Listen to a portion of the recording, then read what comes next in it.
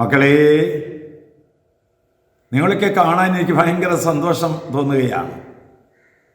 എത്രയോ കാലമായി നമ്മൾ ഒരുമിച്ച് ചേർന്ന് ഈ പ്രയർ ലൈനിൽ സംബന്ധിച്ചുകൊണ്ടിരിക്കുന്നു.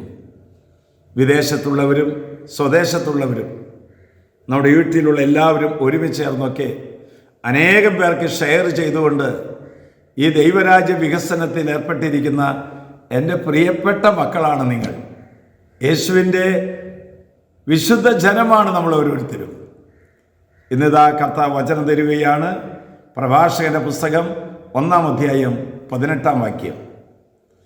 കർത്താവിനോടുള്ള ഭക്തി ജ്ഞാനത്തിൻ്റെ മകുടമാണ്, അത് സമാധാനവും ആരോഗ്യവും സമൃദ്ധമാക്കും. എന്താ ഇന്ന് കർത്താവ് നമ്മോട് പറയുന്നത്? മനുഷ്യന് 2 ആവശ്യങ്ങളാണുള്ളത്. ഒന്ന് സമാധാനം, മറ്റൊന്ന് ആരോഗ്യം. എന്തൊക്കെ ഉണ്ടായിട്ടും സമാധാനമില്ലെങ്കിൽ എന്താ കാര്യം? എന്തൊക്കെ ഉണ്ടായിട്ടും ആരോഗ്യമില്ലെങ്കിൽ എന്താ കാര്യം? അതെങ്ങനെയാണ് കിട്ടുക എന്നുള്ളതാണ് വചനത്തിലൂടെ നമ്മോട് പറഞ്ഞത്. കർത്താവിനോട് ഭക്തി ഉണ്ടായിരിക്കണം. എന്താണ് ഭക്തി എന്ന് പറഞ്ഞാൽ?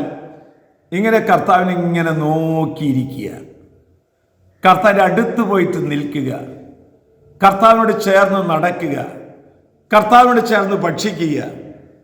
നമ്മൾ പറയുന്നില്ലേ, യേശു ജ്ഞാനത്തിലും പ്രായത്തിലും ദൈവത്തിൻ്റെയും മനുഷ്യരുടെയും പ്രീതിയിൽ വളർന്നു വന്നു. എങ്ങനെയാണ്? ദൈവത്തോട് ഭക്തി നമുക്കുണ്ടാകണം. ആ ദൈവഭക്തി നമുക്കുണ്ടാകുമ്പോൾ സമാധാനവും ആരോഗ്യവും കർത്താവ് നമുക്ക് തരും. നഷ്ടധൈര്യരായി തീരരുത്. ദൈവത്തിൻ്റെ ഹിതം അനുഷ്ഠിക്കുന്നതിൽ നിന്ന് അണുവിട വിട്ടുമാറരുത്. പ്രിയപ്പെട്ട സഹോദരങ്ങളെ, സമ്പന്നരായ മക്കളുണ്ടാകാം, ദരിദ്രരായ മക്കളുണ്ടാകാം. നമ്മുടെ ജീവിതം എപ്പോഴും ദൈവത്തിൻ്റെ സന്നിധിയിൽ സുതാര്യമായി തീരുവാൻ 2026 വർഷം നമ്മെ അനുഗ്രഹിക്കട്ടെ. ആശ്വാസപ്രദമായ രാത്രി, പ്രതീക്ഷാ നിർഭരമായ പ്രഭാതം, സൽപ്രവർത്തികൾ എന്ന ദിവസം നൽകി അവിടുന്ന് നമ്മെ എല്ലാവരെയും അനുഗ്രഹിക്കട്ടെ.